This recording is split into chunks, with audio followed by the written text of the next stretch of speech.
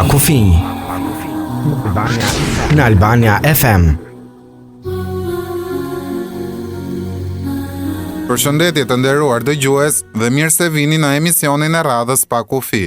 Edhe sot, si çdo ditë, do të lexojmë opinionin e analistëve të njohur të gazetarisë shqiptare në lidhje me problematikat që shqetësojnë opinionin publik. Artikulli që kemi zgjedhur për sot është shkruar nga Ilir Kalemaj dhe titullohet Marka e Shqipërisë. Imazhi i shteteve të ndryshme, ashtu si kundër ai kompanive dhe korporatave, shpesh ndikohet nga perceptimi dhe stereotipizimi. Autor të ndryshëm e kanë vënë theksin te element të brendshëm apo të jashtëm që nxisin një lloj përfytyrimi të caktuar në lidhje me një komp apo shtet të caktuar. Për shembull, Fan 2009 e vë theksin tek fakti që imazhi i një kombi është i përcaktuar nga audienca e jashtme. Pra, mendimi që kanë investitorët e huaj, qeveritë e huaja, media ndërkombëtare e tjerë. Ndërsa Dinje 2008 thotë që kryesisht janë eksperiencat që njerëz të caktuar kanë përjetuar në lidhje me pjesëtarët e kombit X apo shtetit Y, në një moment të caktuar, të cilat përcaktojnë mendimin që ata kanë për vendin në fjalë. Në një studim që kisha bërë para disa vitesh në lidhje me perceptimin e shqiptarëve jashtë kufive, ishte e habitshme të ndesheshe me shifra dhe fakte që i vendosnin shqiptarët në majë të piramidës së perceptimit si mafios apo krim të organizuar në përgjithësi, dhe kjo jo vetëm në Itali apo Greqi, por edhe në Britaninë e Madhe, Hollandë e Gjetë, ndërkohë që statistikat tregonin të kundërtën. Fjala bie, shqiptarët renditeshin të tretët në Itali, pas marokemve dhe rumunve për aktivitet kriminal, ndërsa ishin të dytët si komunitet emigrantësh. Ndërsa në Greqi statistikisht, por edhe për llojin e veprave kriminale renditeshin pas serbëve, duke qenë komuniteti më i madh në terma numerik, ndërkohë që perceptimin e kishin më të lartë respektivisht në të dyja këto vende. Çudia shkonte akoma më tej në Britaninë e Madhe, ku perceptimi e tejkalonte ndjeshëm shkallën e përfaqësimit proporcional në krahasim me komunitetet e tjera.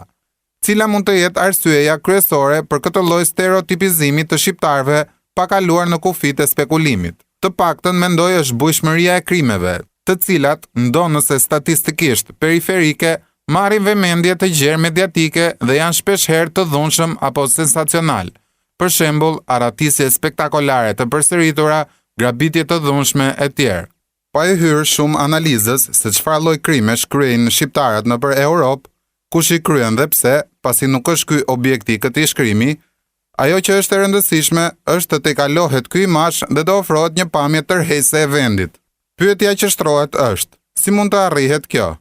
Një studim i OECD-s i vitit 2010 thekson promocionin e një vendi drejtuar investitorëve potencial, si një proces që ndihmon në krijimin e mundësive, duke identifikuar partner lokal, duke ofruar shërbimet e duhura ndaj tyre dhe duke krijuar një imazh tërheqës për vendin si një destinacion për investitorët.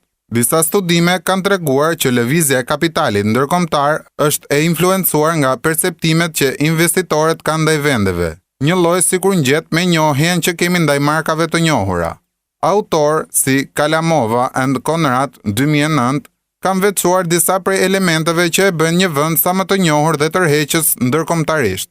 Elementë të tillë janë turizmi, eksportet, kultura dhe trashëgimia kulturore, mikpritja, qeverisja e mirë dhe transparenca.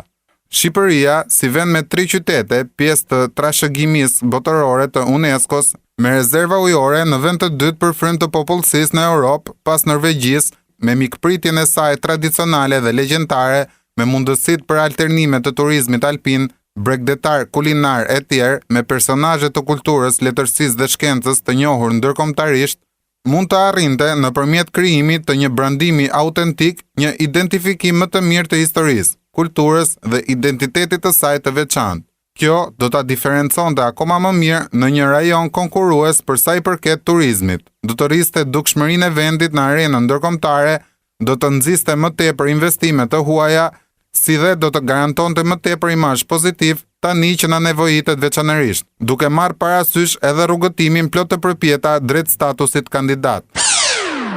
Të nderuar dëgjues, ju rikujtojmë se opinionet e autorëve nuk paraqesin domosdoshmërisht edhe opinionin e redaksisë. Pakufinj